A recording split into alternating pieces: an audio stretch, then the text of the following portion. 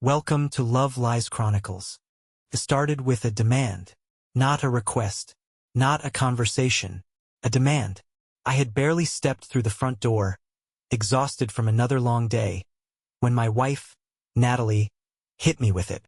She stood in the middle of the living room, arms crossed, her expression hardened into something that had become all too familiar, smug and unyielding.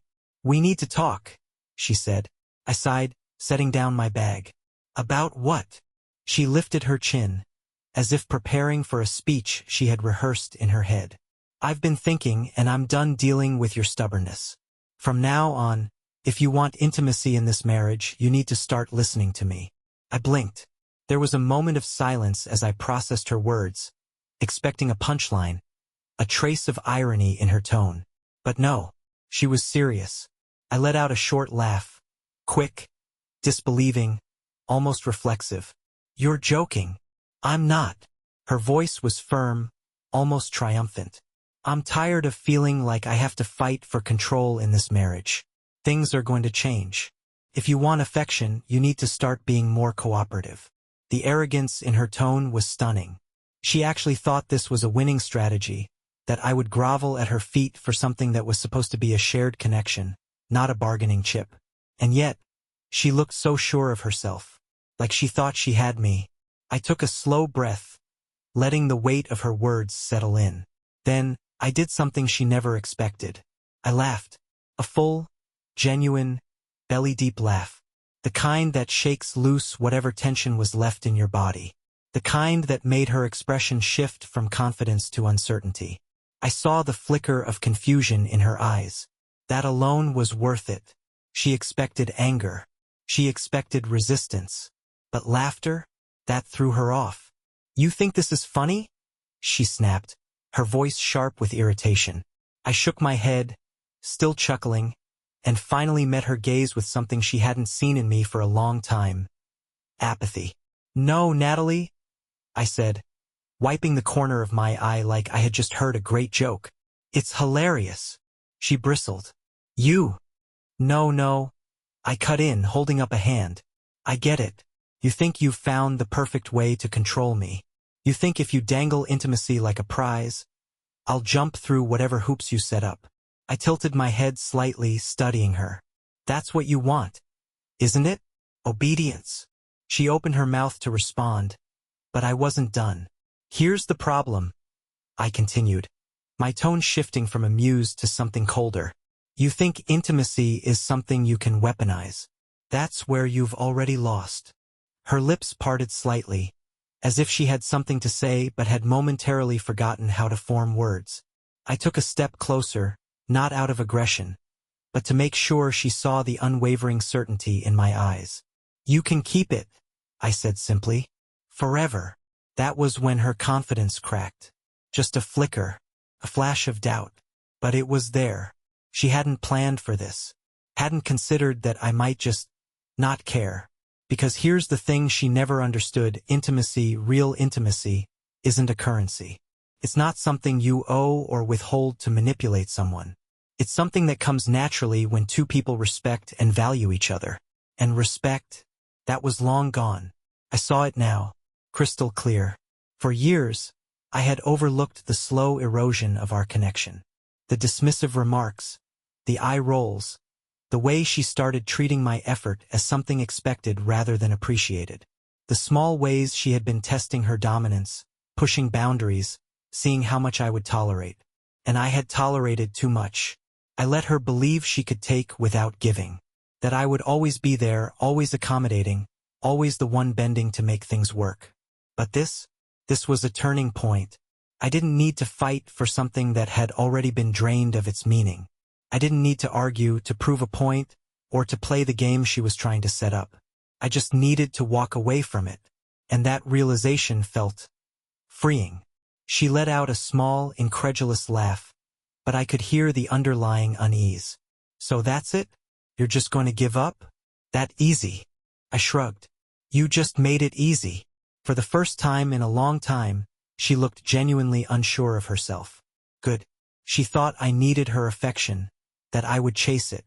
She thought I would cave, bargain, negotiate my own self-respect just to be granted something that should have been given freely. She had no idea what she had just done, because I wasn't losing anything. Her power play had just backfired spectacularly, and she was only beginning to realize it. I walked past her, heading toward the bedroom, not to fight, not to argue, just to detach. And with every step, I could feel the weight lifting. She could keep it, because I was done. The shift began immediately, though Natalie didn't notice it at first. She expected a reaction. A fight, an argument, some desperate attempt on my part to earn back what she had tried to weaponize. Maybe she expected me to sulk, to plead, to apologize for offenses I hadn't even committed just to get back into her good graces. But I gave her nothing. The days passed, and I didn't seek her out. I didn't ask how her day was, didn't initiate conversations, didn't try to engage with her beyond the bare minimum required to function under the same roof. It wasn't cold or angry. That would have meant I was still emotionally invested in her approval. It was just absence. And for the first time, she felt it. First, she didn't seem to mind. She probably thought I was sulking, giving her space while I realized my mistake. I could almost hear her thoughts. He'll come around. He always does. But I wasn't coming around. I had spent too long playing the role of the ever-reliable husband, the one who filled in the gaps, who made the plans, who ensured the house felt like a home.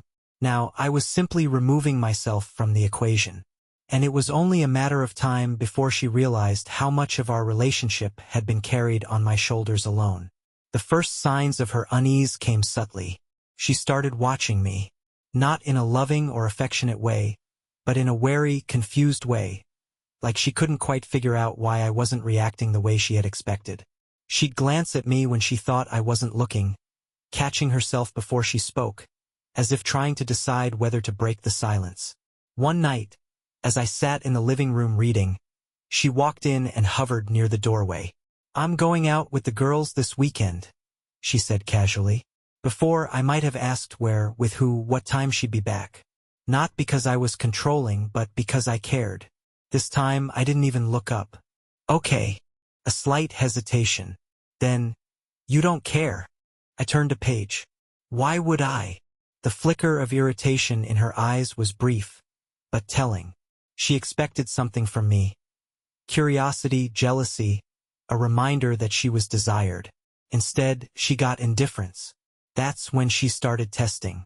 Over the next few days, I noticed her attempts at reclaiming control. She started making little comments, things designed to poke at me, to see if she could still get a reaction. "You've been quiet lately," she remarked one evening over dinner, her tone light, but probing. I shrugged, taking another bite. "Guess I don't have much to say."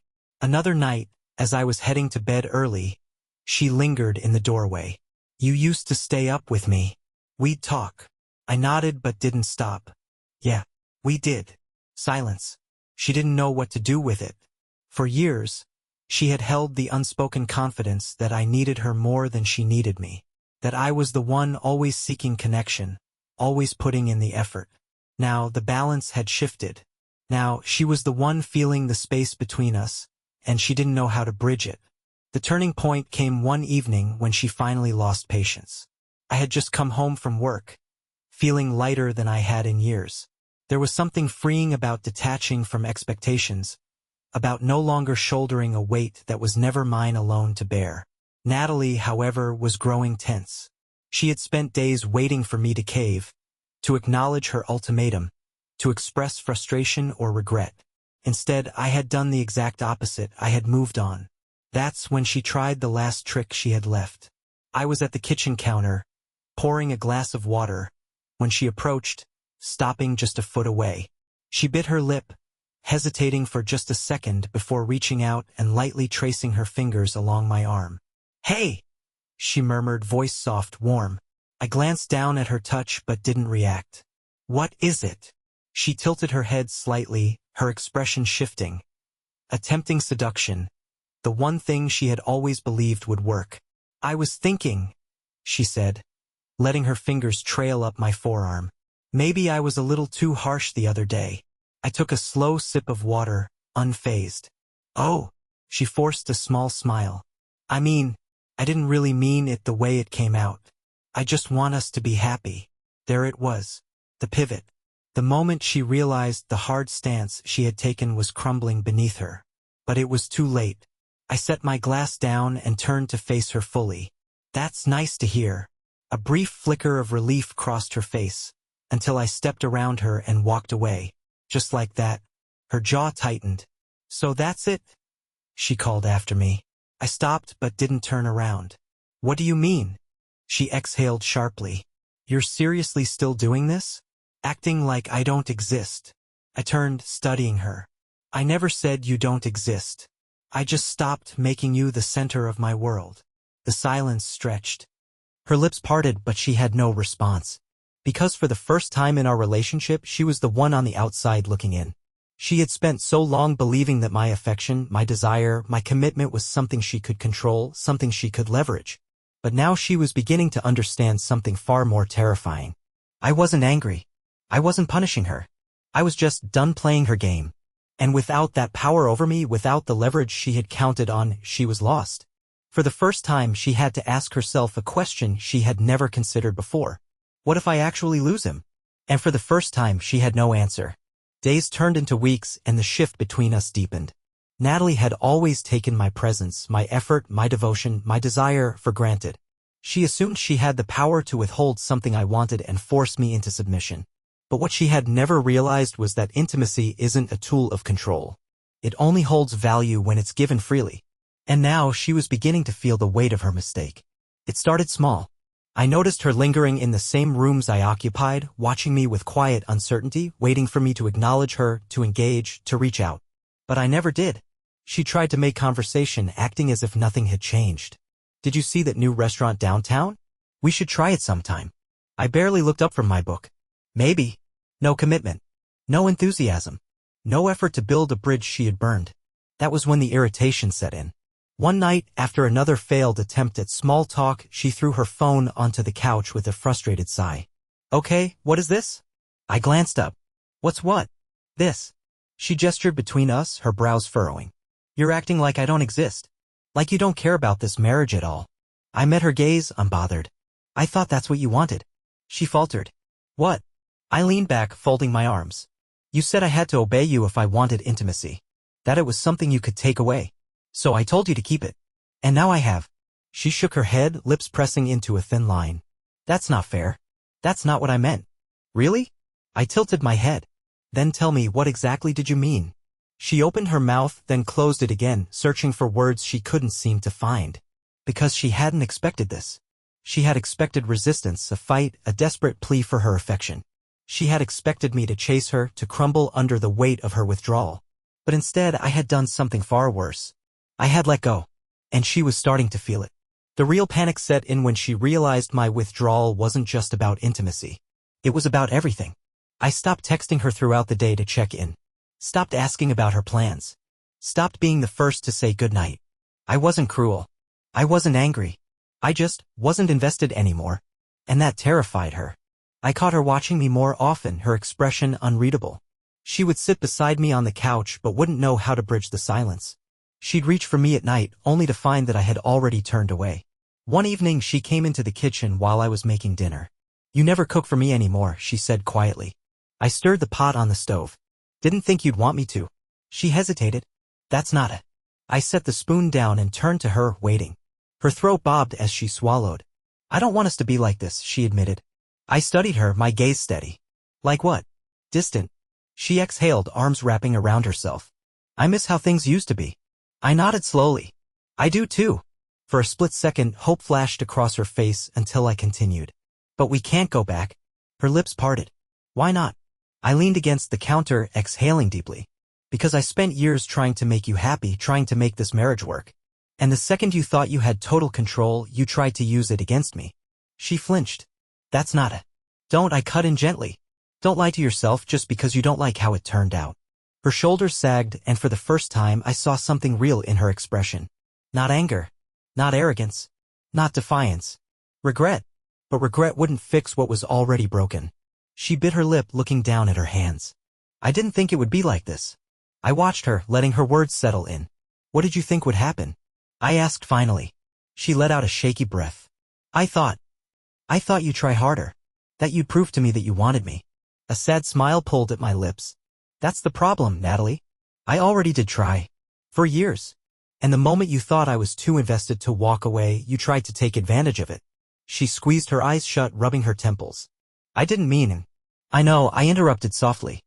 You didn't mean for it to go this far. You thought you were in control. You thought I needed you more than you needed me. I stepped closer, my voice calm but firm. But now you're realizing something else, aren't you? She lifted her gaze, and for the first time I saw something raw in her eyes. Fear. Because she finally understood. I wasn't coming back from this.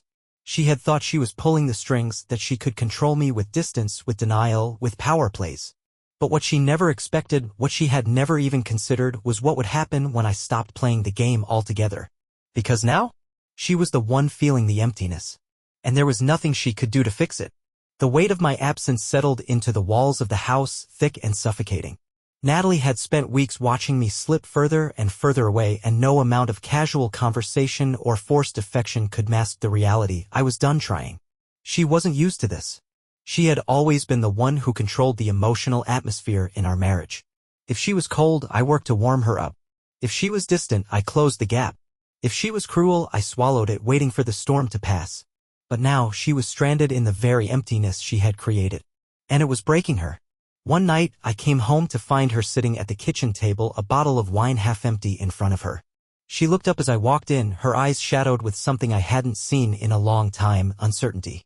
I didn't ask what was wrong. I just walked past her, set my keys down, and grabbed a glass of water. But she wasn't going to let the silence linger this time. Do you even love me anymore? I turned, meeting her gaze. She looked so small sitting there, so unlike the woman who had once looked at me with arrogant certainty, so sure that I would always chase, always prove, always need her more than she needed me. I took a slow sip of water, giving myself a moment before I answered. I don't know, I admitted. Her lips parted slightly, as if she hadn't considered that possibility. That maybe love wasn't a permanent fixture, something to be wielded and withheld at will. That maybe it could fade. That maybe she had killed it. You're my husband, she said, her voice trembling. We're supposed to be. I was your husband when you tried to manipulate me, I cut in, my voice calm but firm. I was your husband when you decided to treat intimacy like a bargaining chip. I was your husband when you thought withholding affection would make me desperate to please you. I set the glass down on the counter. So tell me, Natalie, at what point in all of that did I stop mattering to you? She exhaled shakily, her fingers tightening around the stem of her wine glass. I didn't mean to push you away, she whispered. I just wanted to feel like you needed me. I let out a small, humorless laugh. You wanted power. She looked away. And there it was. The admission she couldn't bring herself to say out loud. Natalie had spent so much time trying to test the limits of my devotion that she had never once considered what would happen if she lost it entirely. And now she was sitting in the wreckage, trying to figure out how to rebuild something she had been so eager to destroy. The next few days were different. She hovered near me constantly, as if afraid that if she left me alone for too long, I'd slip through her fingers completely. She touched me more, light brushes against my arm, hesitant fingers on my shoulder. She even started cooking again, little gestures meant to remind me of what once was. But it wasn't working. Because the damage had been done. And she knew it. One night, as I lay in bed, she curled up beside me for the first time in months. She hesitated before resting her head against my shoulder, testing the waters, waiting to see if I'd pull away. I didn't. But I didn't pull her closer either. And that's what made her break. I felt her breath hitch, the way her fingers curled into the fabric of my shirt like she was holding on for dear life. I don't want to lose you, she whispered. I stared at the ceiling, my chest rising and falling in a steady rhythm. You should have thought about that before you tried to control me. She flinched. But I didn't soften it. She needed to sit in this moment. To feel it. To understand exactly what she had done. Because I wasn't angry anymore. I wasn't hurt. I was just detached. And deep down, I think she knew that was worse than anything else. A week later, I walked into the living room to find her sitting on the couch, staring at nothing. She looked up as I entered, and for a moment I saw something close to desperation in her eyes. Are we going to be okay? She asked, her voice barely above a whisper. I didn't answer right away. Because, truthfully, I wasn't sure. This wasn't about whether I could forgive her. It was about whether I even wanted to. She had pushed and pushed, certain that I would always push back. She had played a game she didn't understand the rules of. and now she was realizing she had bet everything and lost. I sat down across from her, studying her carefully. I don't know if we can go back to what we were, I admitted. She swallowed, her fingers tightening into fists. But we can fix this, right? I sighed, leaning back. That depends. On what? I met her gaze. On whether you're finally ready to be my partner, and not just someone who expects me to prove my worth to you over and over again. Her eyes glistened, and for the first time in a long time, I saw something that felt real. Not control, not arrogance, but fear. Not of losing power, but of losing me. And that was the first honest thing she had shown me in a very long time. The house felt different now. The silence between us wasn't just strained, it was weighted. There was no more game, no more quiet power struggle, no more expectation that I would eventually give in and return to the man who carried the relationship on his back. Natalie had finally realized the cost of what she had done. But the question now was, did I even care enough to fix it? She was trying. That much was clear. She had softened in ways I hadn't seen in years. The condescending tone, the dismissive shrugs, the self-assured arrogance. Gone. Instead, I found a woman who lingered in doorways, hesitant, who hovered near me, watching carefully, unsure of where she stood anymore. She started texting me throughout the day again, little things, hope your meeting went well or thinking of you. She even started asking me how my day was, something that had once been a rarity. But the problem wasn't whether she was trying. It was whether it mattered to me anymore. One evening, she sat across from me at dinner, her fingers tracing the edge of her plate. I miss us, she murmured, not looking up. I speared a piece of steak with my fork, chewing thoughtfully before responding. What do you miss? I asked. Her gaze flicked up. What do you mean? I leaned back. Do you miss me?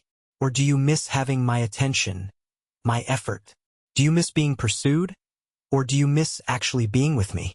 Her throat bobbed as she swallowed. I miss us. I let out a quiet sigh, setting my fork down. That's the problem, Natalie. My voice was steady, firm. Us wasn't some abstract concept. Us was built on years of me showing up for you, being there for you, putting in the work. And when you had the chance to do the same, you tried to punish me for it. She flinched. I never wanted to punish you. I don't know. I got caught up in wanting control, in wanting to feel like I had power in this relationship. I tilted my head slightly. And how does it feel now? Her lips parted, but no words came, because we both knew the answer. It felt empty, hollow, because there is no power in a relationship where one person has already walked away emotionally. And that's what she was finally understanding. I had left her behind, and there was no guarantee I wanted to come back. That night, as I lay in bed, she slipped in beside me and hesitated. I felt her body shift, hovering near mine, uncertain. Then, cautiously, she rested her head against my shoulder. For a moment, I let her stay there. I could feel her heartbeat, faster than usual, nervous, like she was waiting for me to push her away. And maybe I should have told her it was too late, that no amount of regret could erase the damage she had done, that I had spent years trying, and now I was too tired to want anymore. But instead, I let out a slow breath and said the one thing she wasn't expecting. I don't know if I can love you the way I used to. She stiffened. You don't love me anymore? I closed my eyes. I don't know. It wasn't a cruel statement. It was just honest. She had spent so much time testing the limits of my devotion that she had never considered what would happen if I stopped loving her altogether. And now, she had to sit in the uncertainty of it. The same uncertainty I had sat in for years. She curled into me slightly, her breath shaky against my skin. Is there a way back? I opened my eyes, staring at the ceiling. There was a time when I would have done anything to keep this marriage alive. When I would have fought, bent, broken myself just to make her happy. But now, I was no longer that man, so I spoke the truth. I don't know, because for the first time in a long time, I wasn't the one who had to prove anything. She was, and if she really wanted to fix this, it wasn't going to be on her terms anymore. It was going to be on mine. If she wanted me back, she was going to have to earn me, and I wasn't sure if she had it in her. Dear listeners, please share your thoughts in the comments, and do not forget to like, share, and subscribe to the channel.